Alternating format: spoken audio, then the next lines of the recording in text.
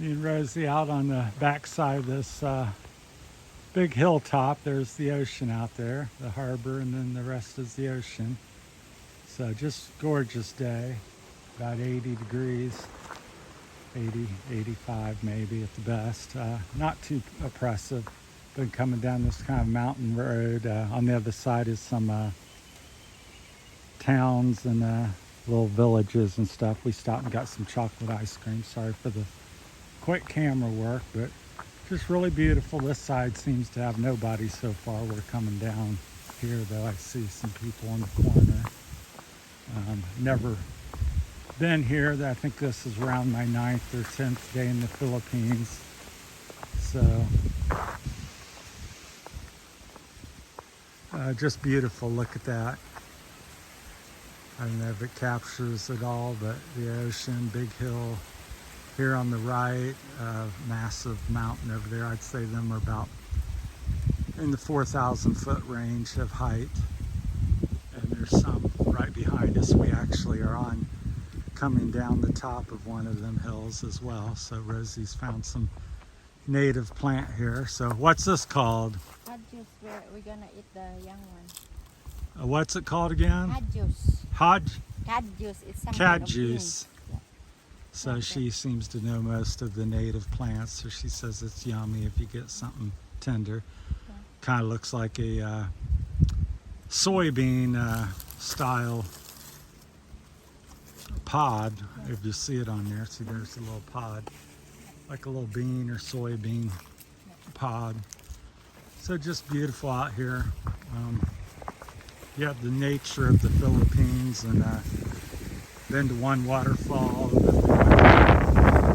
Sikiman or something like that, Sikimon Island, and swam there in the ocean yesterday, and yeah, just beautiful. And there's the hillside we're on. We were at the top there a few minutes ago. So walking down, you just see the hardwood trees, the mahogany trees up on the hill, and then just below that's a lot of palm trees here. Not palm trees, but coconut trees. And just abundance of nature and fruit, and there's a clump of bananas right here off the road. So that's just how it is in the Philippines. If you live in the province, you just never simply couldn't go hungry. If you know the different plants to have, there's tons of banana trees, just bearing fruit here and there, and coconut, and a little more difficult. You have to climb the coconut tree. She says there's papaya. Up here comes the car.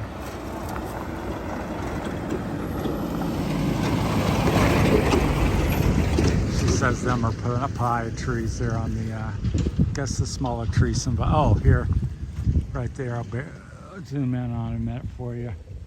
That's a papaya tree. I was looking further up the hill, but yeah.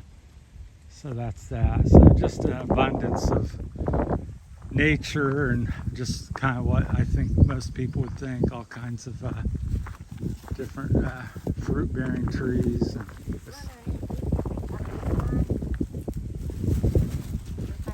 You can boil this and make it. what can you make? Some sort of tea? No, for meat. Oh, meat. So it has there's another little clump of bananas. So in that tree there, you can kind of, I don't know if you can see it, I'll zoom back in on it again. Right there. That's what they look like if you don't know. So I'd never seen any in the nature in my life until I came here. So seen them, pictures of them, and of course you see in America what you get in the stores, and they're much about the same size around, but much shorter here. So I've been eating quite a few of them. Probably had 2 or 3 dozen here the past week since I've been here. So I don't know how the camera is working here with the giant action. Coconuts on most of these trees here. So just an abundance. That's somebody's house there. So they own that, and I'm sure they harvest it and do different things with them. So coming down the mountain, and there's a big one across there, and that's where we've come from, back up that way. So been loving it. Went and another little quick story. She had some friends she hadn't seen in 25, 30 years, and we went over and asked where they lived, because we weren't quite sure anymore, and people directed us again, friendly nature of the Philippine people. They directed us to their house and said hello, and even though it's been 25 years and they didn't even know me, it's like came in, you want to sing karaoke, you want to have dinner with us. We had chicken dinner, and This is a natural coloring, honey. Rosie Coloring said, fish. what color does that do? Purple, It's black? red. Oh, When you cook a certain food, so you don't need to buy coloring. You have to put this in the water, and then it will turn into red, and then you can put in your food. okay, that's good information. So yeah, red dye.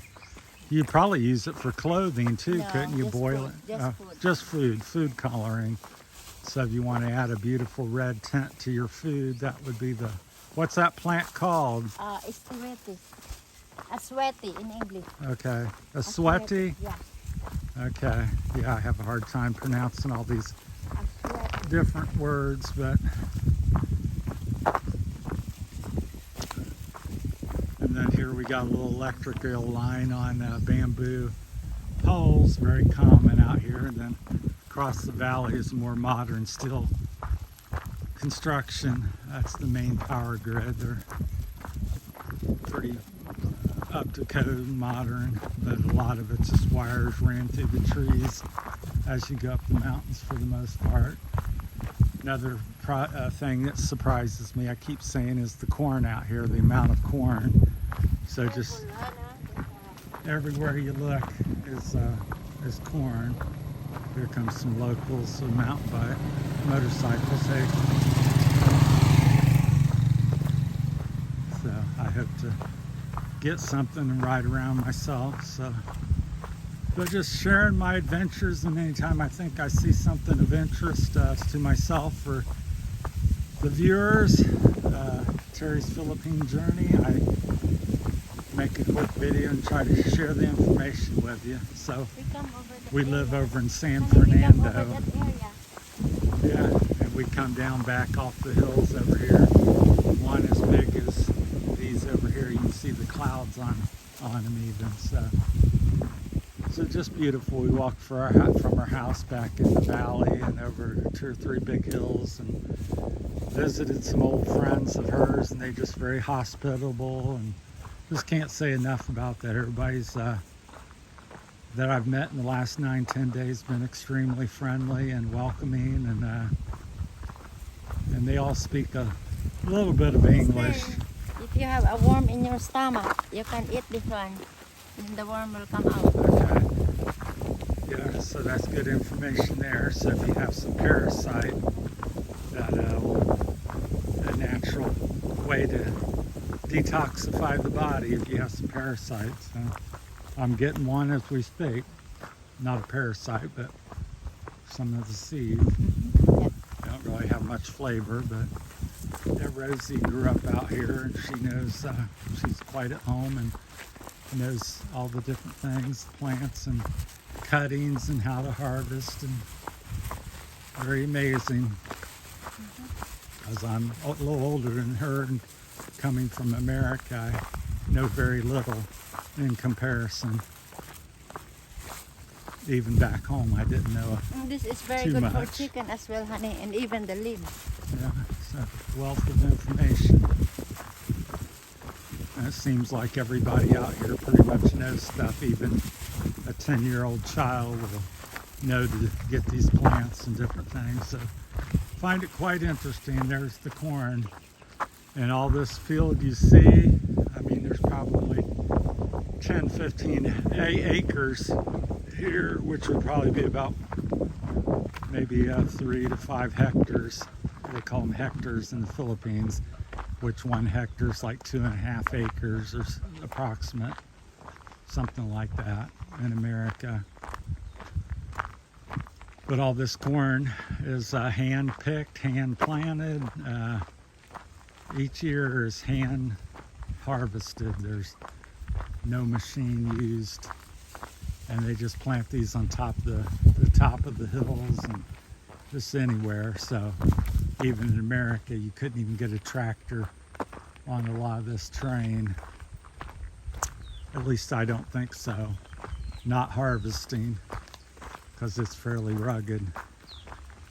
Well, that's it from Cherry's Philippine journey. Let me know what you guys think in the comments, and welcome your comments and input. If you want to see more of or less of something, let me know and I'll try to accommodate. Like I said, I'm just sharing what interests me when I find something interesting, and sharing it with you all. And again, it's Terry's Philippine journey, so that's what I'm doing, sharing my journey through the Philippines. And now that I've moved here and been here about 9 or 10 days now, so I appreciate all the new subscribers we've been getting, and then the old ones as well. So thanks so much.